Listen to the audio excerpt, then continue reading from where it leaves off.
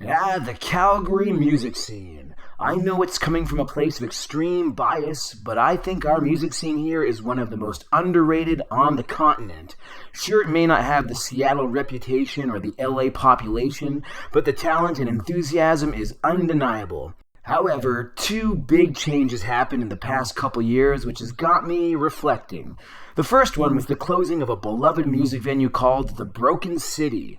We all knew it was happening at the time and we were all sad, but our feelings were somewhat muted because the assumption held by many in the scene was that its replacement, Modern Love, would basically be the same place just with better bathrooms and stuff. Not to throw any shade on Modern Love, because I appreciate all of our music venues. Yes, that even includes the late Blind Beggar, but it clearly was not the same thing as the Broken City.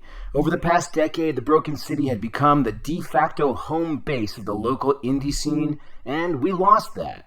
Another thing that we recently lost was the Big Winter Classic Music Festival. This one seemed to go quietly into the night, and I haven't really heard too many people talk about it, but at the time, Big was amazing. It was around for about 10 years and had a real authentic Calgary vibe about it, because it was really in touch with the local music scene. Both losses seem to have occurred during a demographic shift of sorts. During this time, a lot of bands broke up and certain people grew out of going to shows, only to be replaced by an upcoming younger group of kids. It was almost as if we entered a new epoch of hipsters. And as an aging hipster myself, it's been really interesting to witness these numerous demographic shifts in the scene, and so I decided to organize the ones that I've experienced firsthand. So, Epoch 1, 2003 to 2007, the street punk era. This was my introduction to the scene. The music at the time was skate punk, street punk, and emo screamo. I played in a horror punk band called Conniving Cadavers, and this was a really enthusiastic time. The music really mattered. The shows were wild, and things were even kind of dangerous. We were all crazy kids putting on our own shows with no parents or supervision. Gatekeeping and elitist attitudes were at an all-time high. The passion was real. There really wasn't any home base for the scene because the shows always took place in different community centers, which would reliably get trashed during each of the events. Bands that come to mind from this era are the Piss-Offs, Knucklehead, Rum Runner, and the Mad Cowboys. Epoch 2, 2006 to 2010, the Beercore era. The Calgary Beercore reigned on high, and its community of punks and metalheads was large, violent, and fun as hell. The music wasn't as important during this period, and while there were still a lot of awesome bands, there was actually a few who sort of played it like they were trying to be bad on purpose. But it was more about getting drunk and rowdy within a working-class community. A bar called The Distillery was home base for this scene. Despite it being a really rough and sometimes frightening crowd, there was a very intense sense of camaraderie. I was still a teenager, and my band Conniving Cadavers thrived here. These days were very formative and fondly remembered. Bands that come to mind from this era are BDFM, The Press Gang, The Blind Assassins, and Good and Pissed. Epoch 3, 2006 to 2015, the hipster era. Coinciding with the beercore scene was the titanic rise of indie rock. After Conniving Cadavers broke up, I started playing for Deluge, who fit nicely into the more palatable indie rock genre. Music mattered a lot during this time. The stakes were high and the scene was very cliquey and judgmental.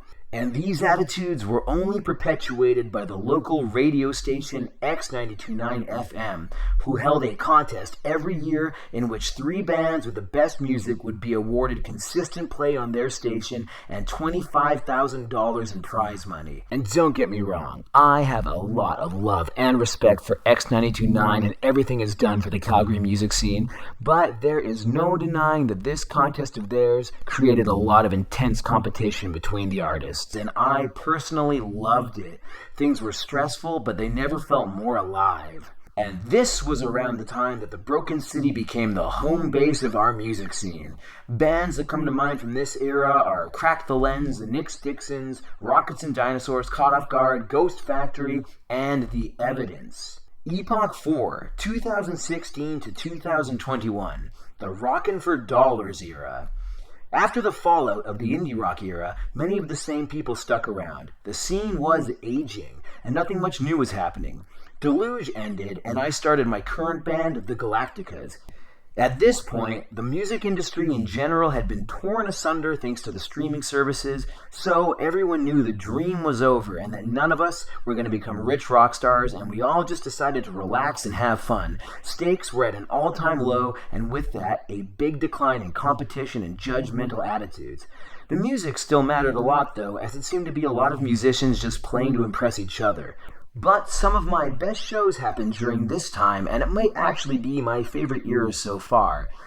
And most importantly, every single Wednesday night, the Broken City would host Rockin' for Dollars, where anybody could come and play, which created an extremely enthusiastic community, further cementing it as the home base of the Calgary music scene. Bands that come to mind from this era are Less Miserable, Sellout, Dead Pixel, Pizza Bath, and Mademoiselle. Epoch 5, 2022 to present, the kids are all right era. The music scene changed a lot behind the scenes during the COVID menace. A lot of bands quietly died off and music venues closed. I usually estimate a hipster's lifespan in the scene averages around 4 years before they move on to more grown-up things. Well, a lot of people seem to reach that point during the pandemic, and things really look different on the other side. But good different. The scene is young again. For a while, it actually looked like live music might die off with the millennials, but this new generation of kids is more enthusiastic than ever. The talent and creativity on display honestly never ceases to amaze me, and best of all, assholes and bad attitudes seem much less prevalent than in my time. As a weird older guy, I no longer consider myself among the scene, but I'm happy to see it thrive from the outside. As of this recording, Block's Art Center has taken over the Rockin' for Dollars nights after Broken City closed down, making it the new music scene home base. And you know what? I like it. It's a pretty cool place. Bands that come to mind from this era are Astrocaster, The Turnarounds, Whack, Toxic Femme, and 2 Liter Superpunk. Anyways, I hope you enjoyed my little rundown of the Calgary music scene. I'm not really sure why I decided to do this. It was just kind of on my brain. So yeah, I don't know. I hope you liked it. All hail Megatron.